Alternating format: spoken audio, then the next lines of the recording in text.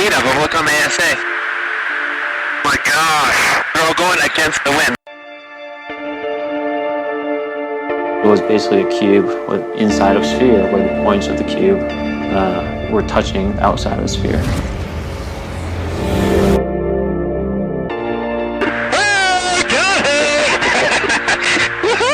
Roger.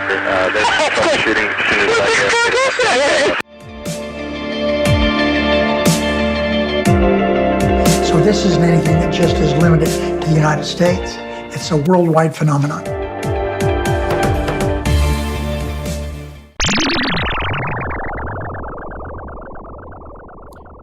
Hi everyone, and welcome back to That UFO podcast. As always, my name is Andy, and I'm very pleased to have this guest on for what is going to be the 1 year anniversary of the podcast. I've had a lot of really cool names on in that time, and all of you listening or watching on YouTube now have made guests like this possible. I'd like to welcome the owner of Skinwalker Ranch, Brandon Fugal. Brandon, welcome to the podcast. Hey, it's good to be with you. Thank you, and happy Friday. Yeah, happy Friday indeed. Thank you very much for joining us, and it's great to have a name like yourself on, and the timing is just fantastic. I was just telling one of the producers from History who's on the call with us that my wife is due to give birth on the same day Skinwalker Ranch Season 2 premieres. So it's all kind of ties in quite nicely date-wise as well. So yeah, let's get right into it. I want to talk about some of the background that's led us to the Secret of Skinwalker Ranch Season 2. Brandon, Season 1 introduced us to the ranch in a more intimate way than ever before. We got to know the people who live and breathe the experience daily. What was your vision for Season 1 as you started to develop the idea, and did it turn out how you hoped? Yeah, Season 1 was an incredible experience for all of us, and I think it was an unprecedented television experience to show the public behind the scenes for the first time, the most scientifically studied paranormal hotspot on the planet.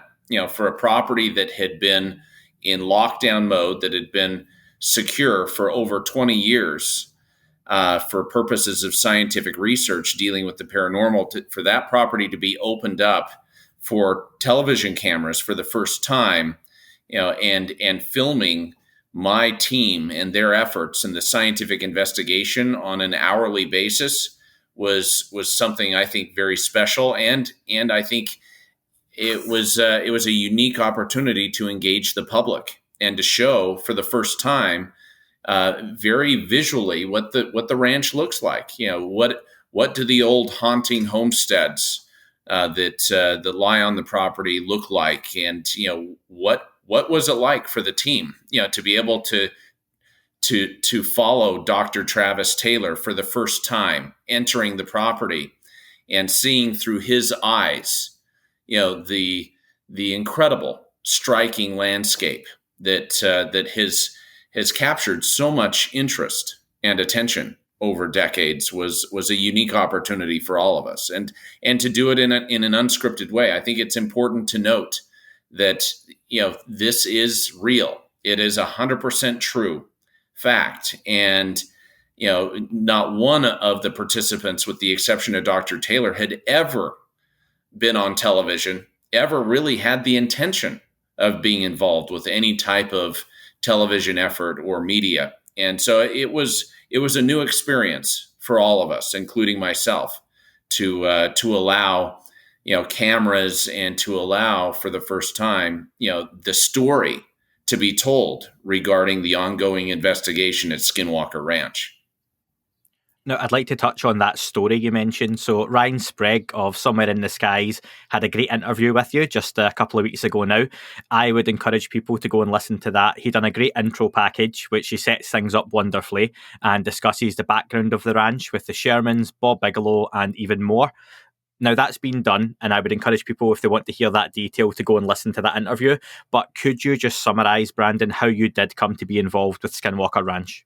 You bet. I acquired the property in 2016 from elusive aerospace billionaire Robert Bigelow, Bigelow Aerospace, after really being introduced to the property through some scientific advisors that I had worked with a decade ago on a research project in Utah.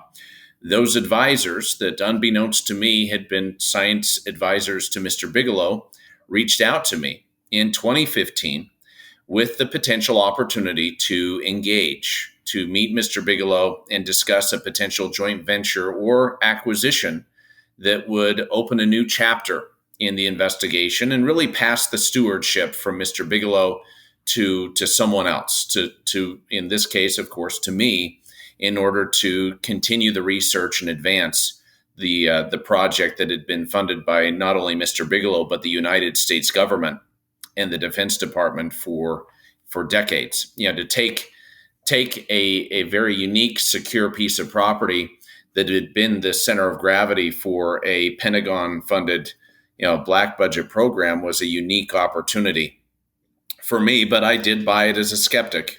I bought it as someone who had not seen a UFO or a ghost or an orb, and was approaching the property as someone who believed that there was most likely a natural, prosaic explanation for what had been reported there. So, with that as the understanding, I closed on the property, escorted Bigelow's security off the property, and brought in my own security detail led by Dragon that you see on the television series, and a team of scientists, a multidisciplinary group of professionals that would bring, I think, a new focus and energy to the site and to the investigation, and to have this unfold in real time for the general public to see has been a very exciting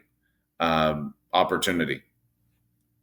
Now, you seem to have surrounded yourself with family and close friends on the ranch. Your brother, we see as a pilot on the show in a few episodes in season 1 and in season 2. Brian Arnold is a childhood friend. I spoke to Dragon on the podcast now last year, and he spoke glowingly of you and, just how honest and genuine you are, which of course he would as a friend, but it was really nice. And same with Thomas Winterton as well. Dr. Lee, you brought on in season 2, who is a specialist in radiation. He has a much fancier title than that, but I'm just going to say specialist in radiation for the listeners. And you've mentioned he is a close friend of yours as well. Why is it important that you've got so many close friends and family surrounding you on this venture?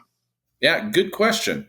I by design, I pulled together a closely held group of individuals that I could trust, that had no hidden agendas, that would preserve the integrity of the research, and frankly, help us protect the integrity of the ranch and the investigation. Dr. Christopher Lee, who we brought on and feature in season 2 to be unveiled this next week, is a world-renowned radiation oncologist. He's really at the top of his field when it comes to medical research, and where we have seen a number of our team members end up in the hospital with serious illnesses, with serious injuries that continue to be unexplained and mysterious. We felt it was important to bring a higher level of attention to the health and safety protocols on the ranch. I also, in bringing these close confidants together, I wanted to bring people that came from different backgrounds and different areas of expertise. Jim Morse, who is a ranch manager there, has known me since I was 18 years old. He was my first big commercial real estate development client.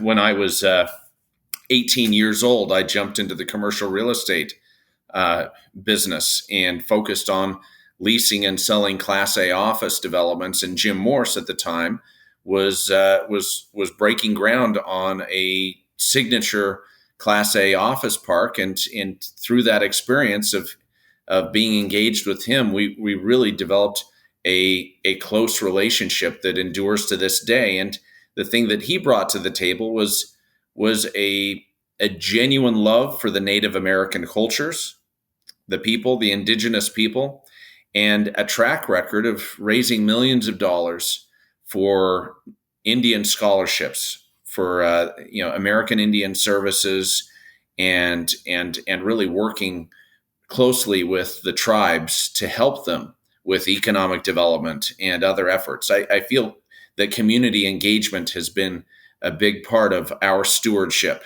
of this property and really advancing the objectives that we really set out from the very beginning. But you're right. I pulled together a closely held group of people simply because I wanted to preserve the integrity of the investigation and bring a new level of focus and intensity to it. I didn't bring these people together for a television series. I brought these people together to really launch this stage of the ranch investigation, 5 years ago, in service to the truth, in service to discovery, and determining whether there really was any reality and truth to the claims that go back decades, if not millennia, regarding the high strangeness and paranormal activity on this property. I want to talk a little bit of high strangeness, and we're going to talk a lot of high strangeness given the context of the interview.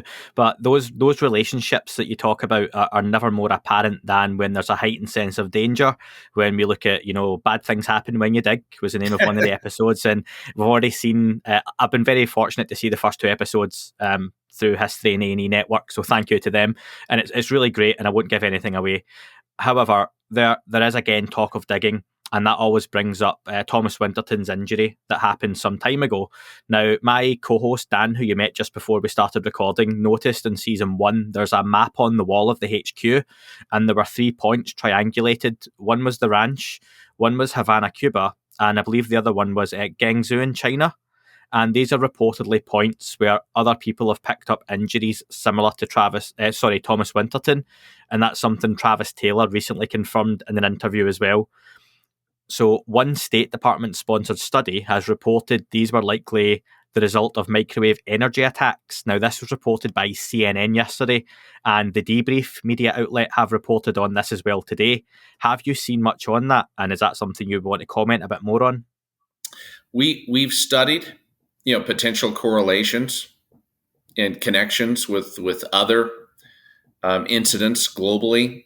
In trying to assign cause and understand some of what has been observed, we, of course, take a very broad look. I'm not really at liberty to discuss the details associated with what the Defense Department has been studying with those other locations, but I will say this.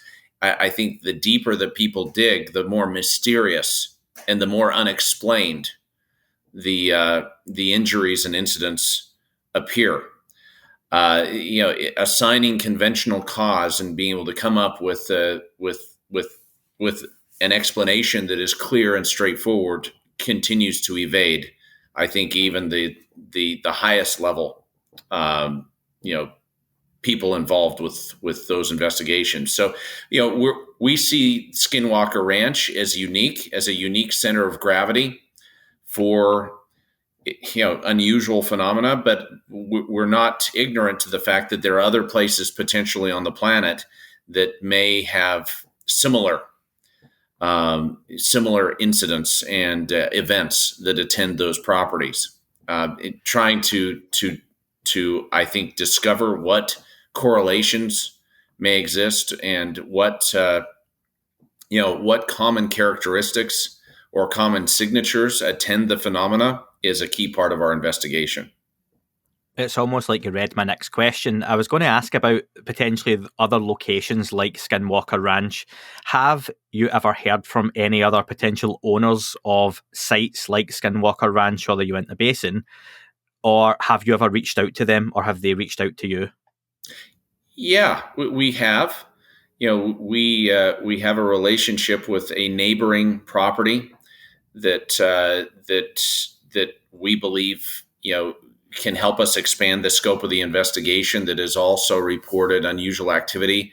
It's very close by. There are other properties that have tried to exploit, frankly, the attention given to Skinwalker Ranch and have tried to draw some type of connection or commonality. And I think that in a lot of cases,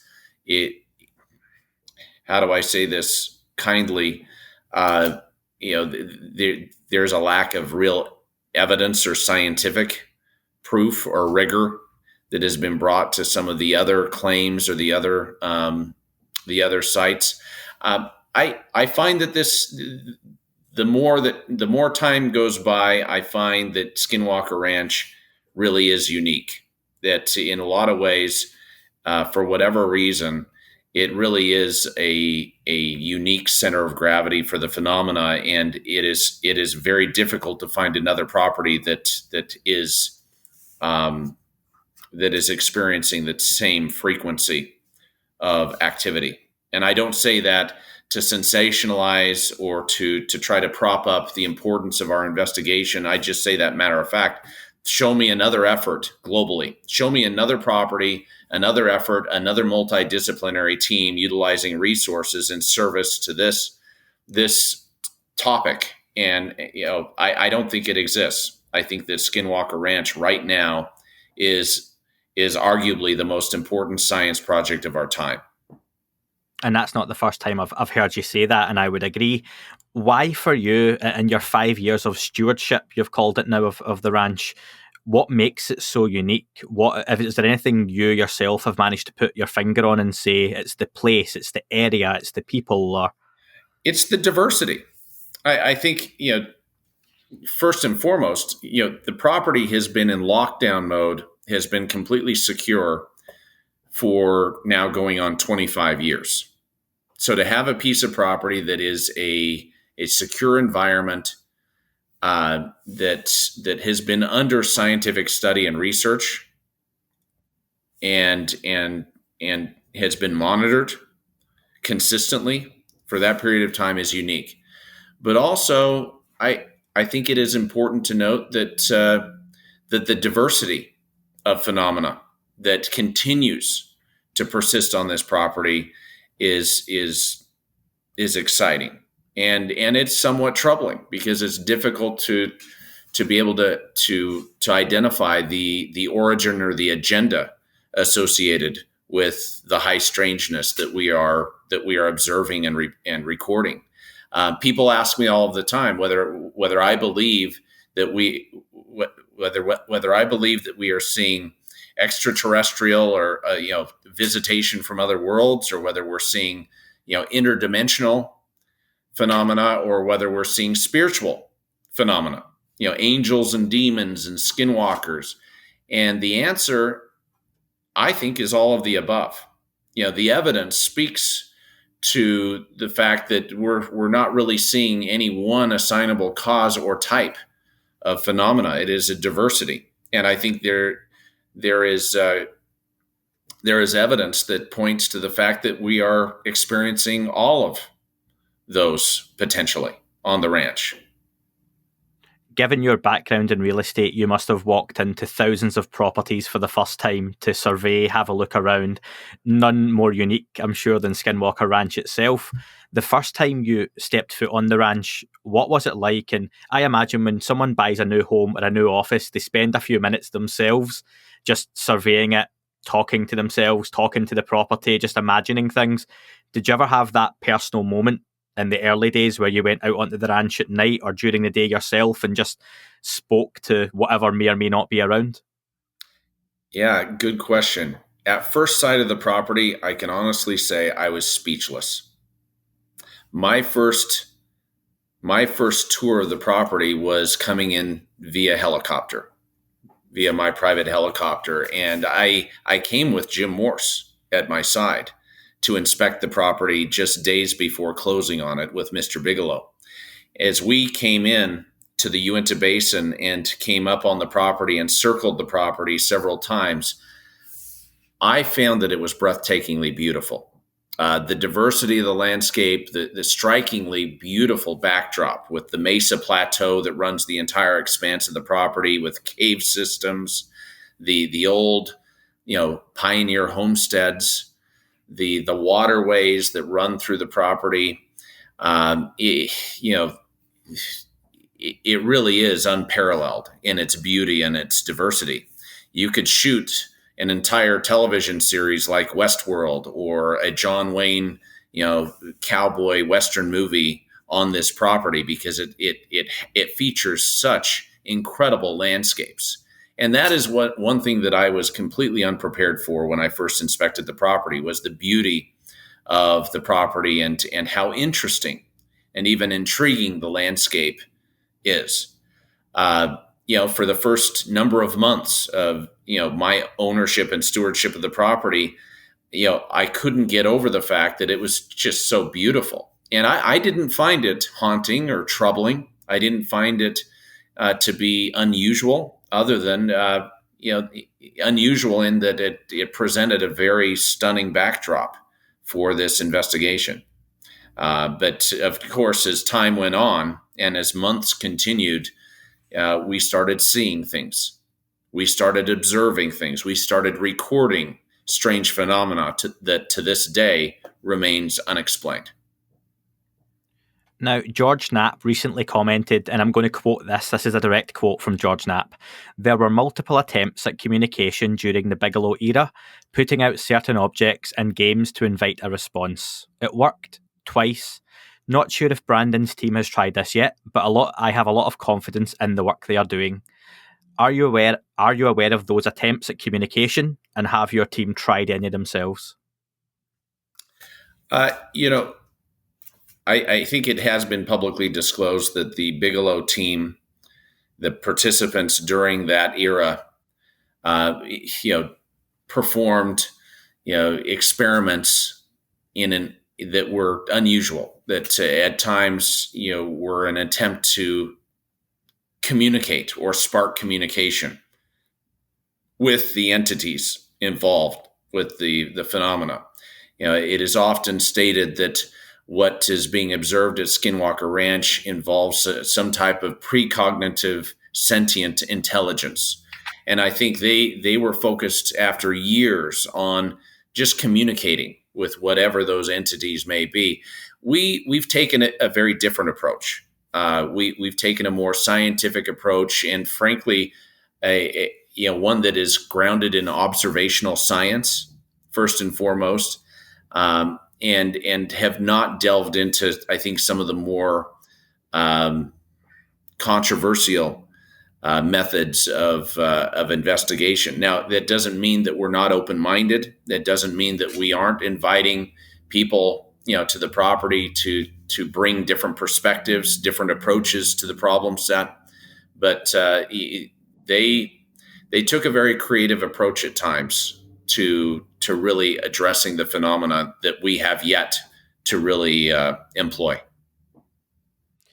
Now, let me ask you, you use the word summoning, and that has a lot of different connotations, and something that has been discussed quite recently. And as we talk, another article was dropped by the New York Post regarding some comments from Lou Elizondo and people, again, within the halls of government in the United States that see this phenomenon as being, demonic potentially, which again has a whole range of connotations. And you're obviously a man of faith as well. That's been well publicized and something you've talked about.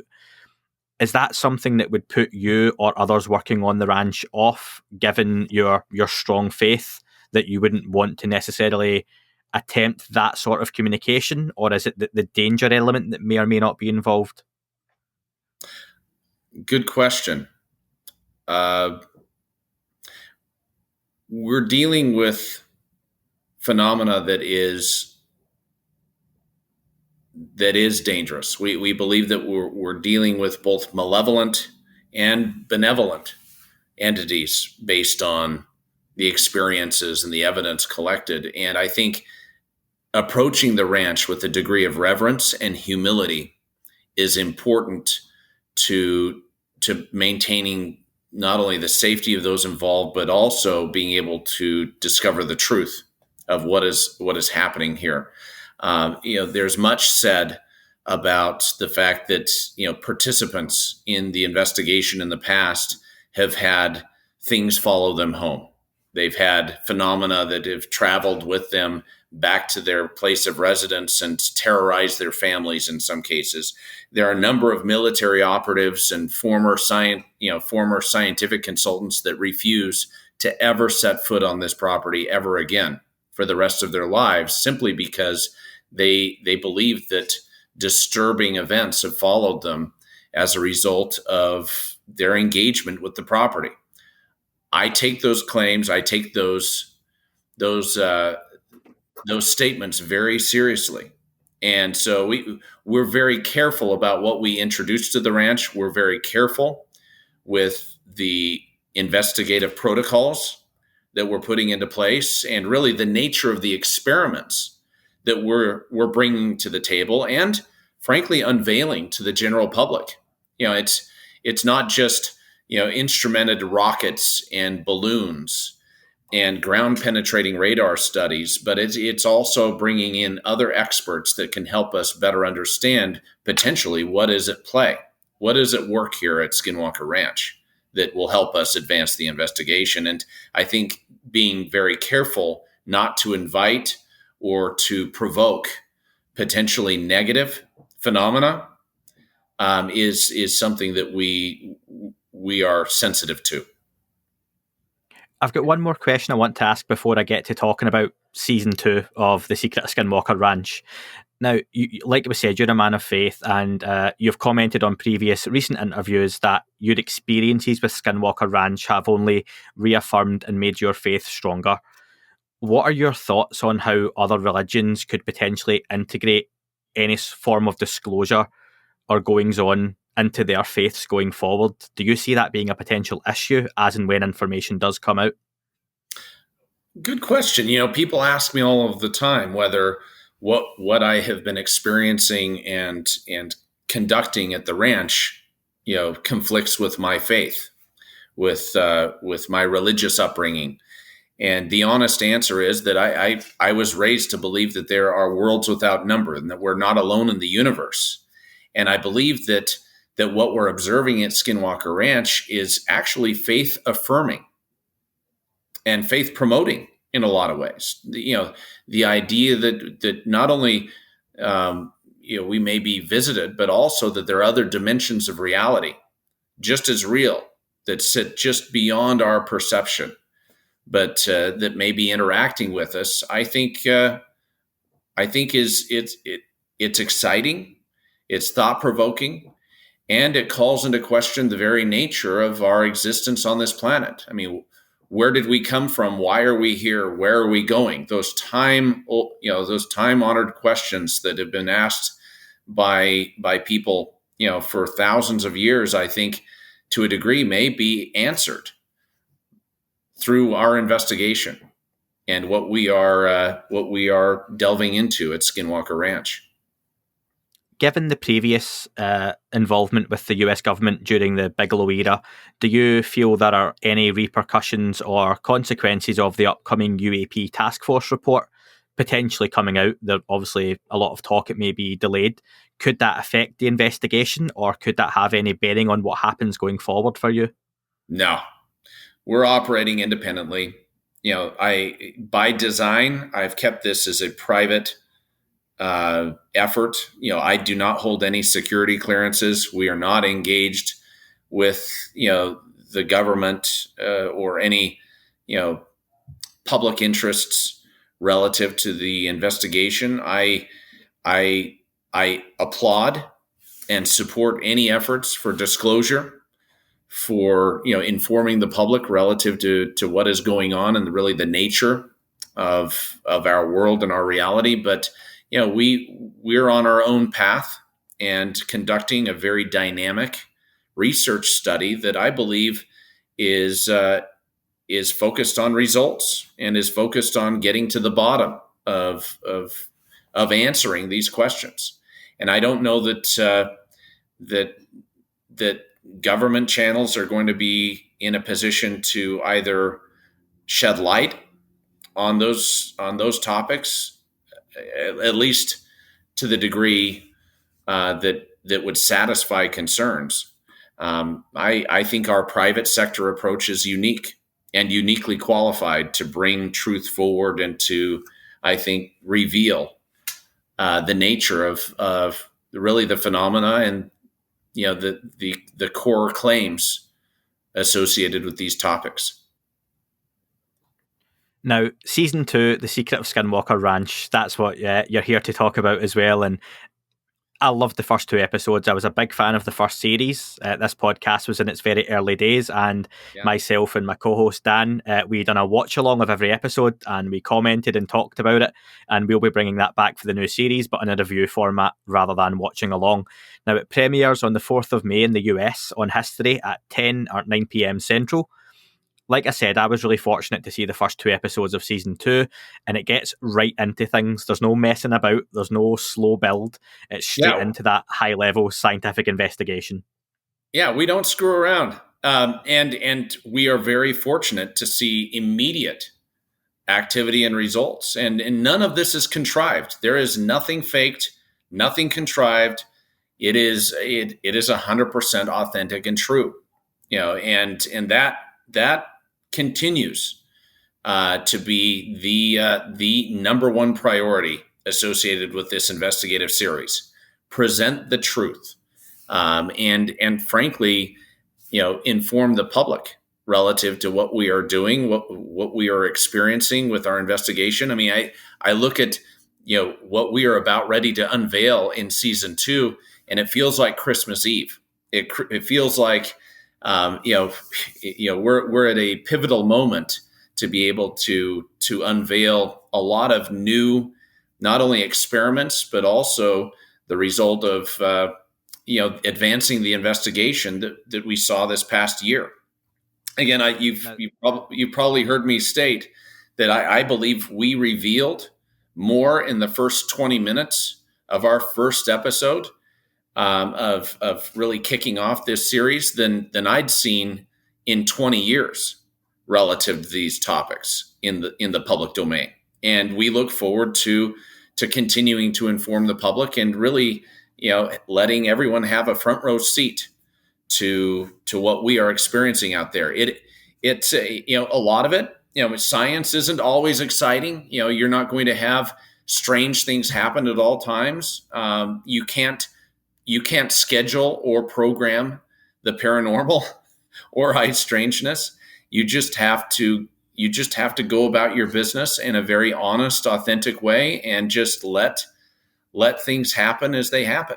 And I think what you see with the team is a very unprecedented effort to reveal the day-to-day activities and experiences on this very unique piece of property. Now, I'm keeping this spoiler free for people, obviously. And earlier on, you mentioned waterways, and that plays a part in one of the first episodes. I had to explain to my wife why what they were doing was relevant. And you make a really good point that you are filming an ongoing scientific investigation. The same reason people can't just walk onto the ranch, the same reason there's security fences up for both the ranch and people's personal protection. Now, portals is a word that was used, easy for me to say in a Scottish accent, in the explosive trailer for the series. Now that's quite an eyebrow raiser when you hear portals are opening up. Can you give us a little bit of an indication as to what work or experiences may have gone on to do with that? You bet. If you look back on the history of the property, under the Bigelow era, the Bigelow team's investigation, they had eyewitness accounts of portals opening up in the sky or opening up right above the homesteads, specifically over Homestead 2 and Homestead 3, where, various phenomena would come in and out of those portals on the property. And, one thing that we've tried to do is investigate whether there is some truth to those claims and whether there are portals on this property, and what evidence may exist or what environmental conditions may exist that allow for that type of phenomena to exist on the property. And so we bring a higher level of equipment and instrumentation to this season 2 effort in service to really delving into whether there really are strange things occurring environmentally that would point to portal activity on the property. You mentioned various phenomena, and it's got me thinking that people always talk UFOs, aliens, ghosts, orbs, dire werewolf type creatures. Is there anything that just isn't mentioned but you're aware of, but people just don't talk about? Have I left something off of that list? Well, there are orbs, what appear to be intelligently controlled orbs that appear on the property that have been reported for decades. I think the cattle mutilation phenomena has been real. The fact that animals have been impacted. I mean, in season 1, we had a cow die. We believe, suspiciously. I mean, to take a perfectly healthy calf and within a very short, abbreviated period of time to see it die from stress-induced pneumonia, and the events surrounding that death to be very, very mysterious. I mean, electromagnetic anomalies. When you have both iPhone and Samsung Galaxy devices that are acting strangely, and then all of the instrumentation reacting to something that was definitely unusual going on, and then to pull up the camera surveillance and to see an object that appeared in the sky right above that animal as it was dying. It is some of the most disturbing and intriguing activity that has ever been captured on camera and witnessed on this property. I mean, going back decades, the Sherman family, the previous owners before Bigelow, had many of their prized cattle end up mutilated with surgical precision in broad daylight, drained of their blood, no blood on or around these animals, yet surgically dissected within minutes, and no conventional explanation, but to see indentations, depressions in the fields of some type of craft or object that apparently attended some of these events, potentially, just adds to the mystery. I think as Do we you have? yeah, Sorry, keep going. No, keep going. Any No, questions? I just wanted to ask, do you have a favourite moment, of this second season? Do you have like a favourite moment that you can talk about? Ooh, that I can speak about. Wow. Well, there are so many things that happened during season 2, during filming this past year with the team.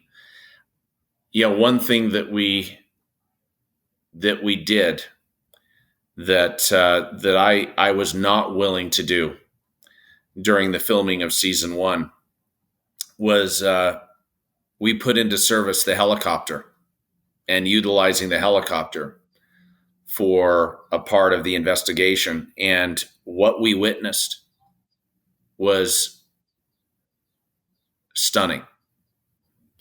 I can't say anything more, but the trailers, the previews to season 2, you catch glimpses of what we do. Everything from more aggressive digging and exploration on the property to utilizing laser technology in new innovative ways to investigate the phenomena, to also using our aviation assets in service to exploring what lies above the ranch, as we are also investigating what may lie below the ranch, is really key to elevating the nature of our investigation, and it sets us apart from anything else going on the planet. Now, I've got a couple of listener questions for you just to finish off, but could I ask before we get to those, if you could sum up in just a few sentences what is going on at Skinwalker Ranch, how might that sound? Well, in summary, Skinwalker Ranch continues to be the most scientifically studied paranormal hotspot on the planet. This 512-acre piece of property is part of an active, ongoing scientific investigation that continues 24/7, 365 days a year. We have engaged experts, everyone from an on-site credentialed anthropologist full-time to physicists with credentials, and expertise that bring a level of focus and scientific rigor that is unparalleled to this investigation and to these topics. And we look forward to answering many of these questions that have been posed for thousands of years relative to the nature of our existence and the nature of our world, hopefully on this property. It is quite literally a living laboratory in service to studying the phenomena.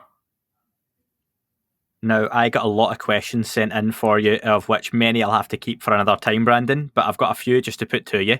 Fire Stephen, away. Stephen wanted to know, would you be doing another live feed like you've done previously with the webcams directly onto the ranch? Yeah, good question. We in partnership with Newsweek, or no, it wasn't Newsweek. It was in partnership with Reddit this last year, had a live stream. I think it was a 24-hour live stream where the public really saw through, many of our surveillance cameras what we were monitoring on the ranch, and were given a sneak peek at really the day-to-day activity on the property. I'm not sure if that is set up, if that has been coordinated for this coming week with the team. I mean, these things take a level of coordination in order to live stream and really in order to access our proprietary systems.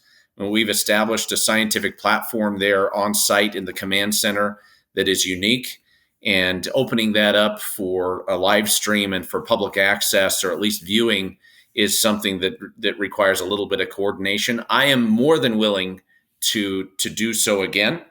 And if not this coming week, we look forward to having that be a part of future engagement with the public. So we're looking into it, but I'm not sure whether we're doing that in connection with season 2 launch as of yet.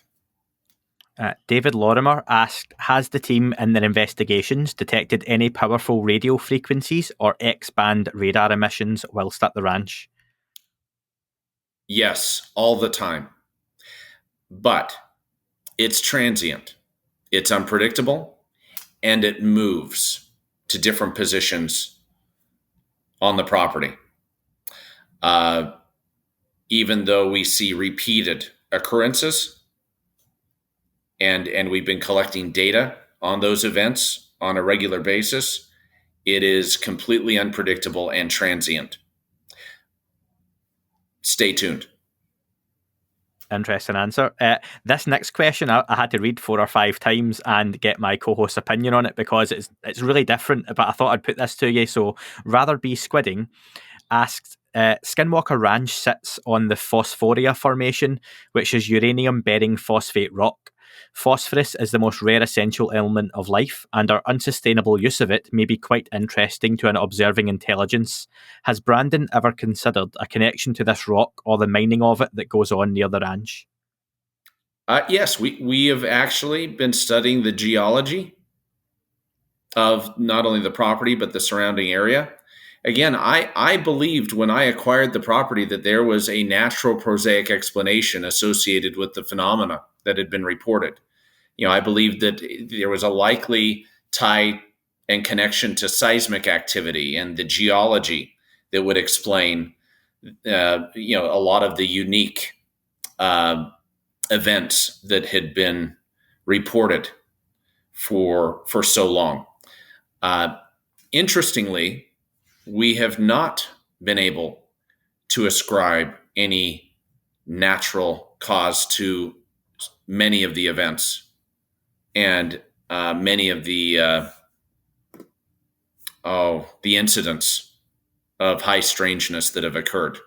So we'll continue to study it, but even though we're aware of the geology does not seem to be playing a role yet with respect to the phenomena, or at least explaining, providing explanation.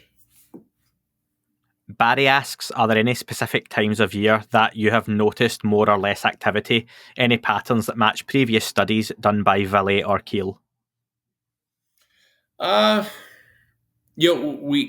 We actually study the historical data, the historical narrative relative to the property. We've been collaborating with, Mr. Bigelow's, former team members and scientists in service to better understanding the framework associated with the ranch and the history and what has transpired in the past, and whether there are, correlations or new insights that can be gleaned by virtue of our investigation, looking back on what they had observed. But a lot of what we are doing is really brand new. It's opening a new chapter and conducting a completely new and elevated level of investigation relative to the property. And to finish up, Brandon, to show you the reach of the program, my 5-year-old son had a question, and this is from Charlie. He wants to know, is there a spaceship under the ranch? Well, Charlie, I'm going to find out. That's a good question. There's definitely something going on both above and below the property, and that's one explanation for why we continue to see strange things happen on the property. But stay tuned. That's something that we are definitely investigating and exploring, and may be it may be an explanation. It may be an answer.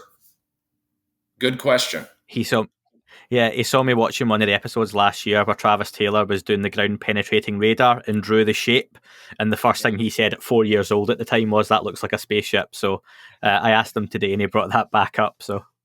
Yeah, that's a good question, and it's something that we're studying and that we'll be actually delving into in season 2.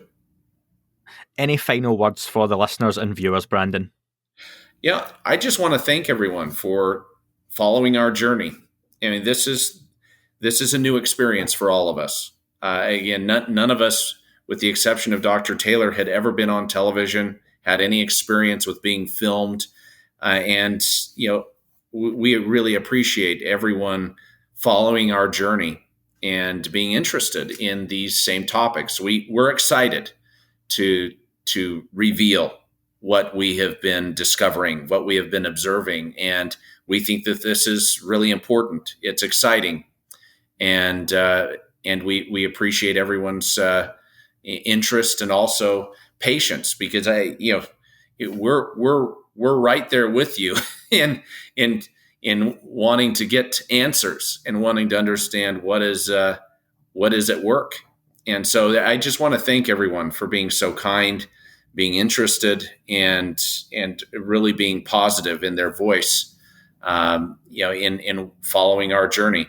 And we look forward to having you along for the ride and opening the gates, both figuratively and literally, to allow you, an unprecedented view of our investigation.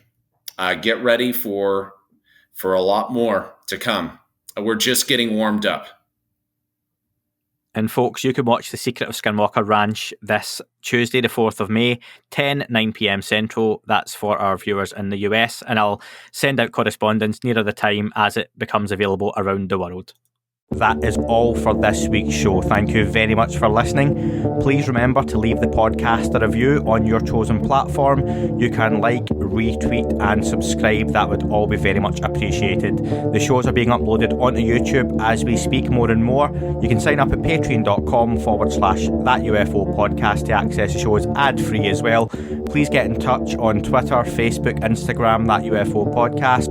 Of course, on Twitter, it's at UFO UAPAM. And again, folks, as always, keep looking up. You never know what you might see.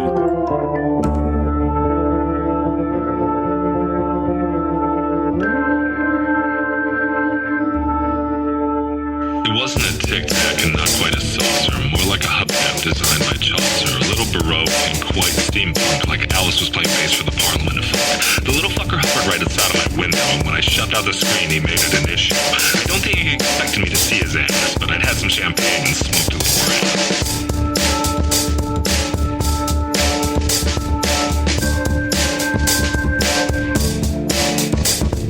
Meditative game of state full on meta. I can't imagine how it could have been any better. I got to the top of the stairs and there he was. Like, you awake? I was about to abduct you, cuz.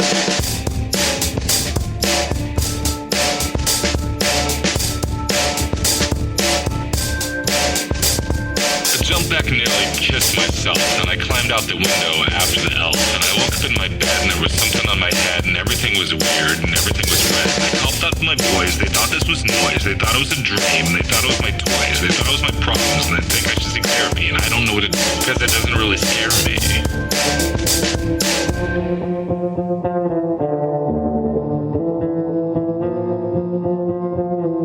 If you really want to know who I think I be, I think it's you and me and us and we and him and her and that and she and that thing over there and what's that, Jake?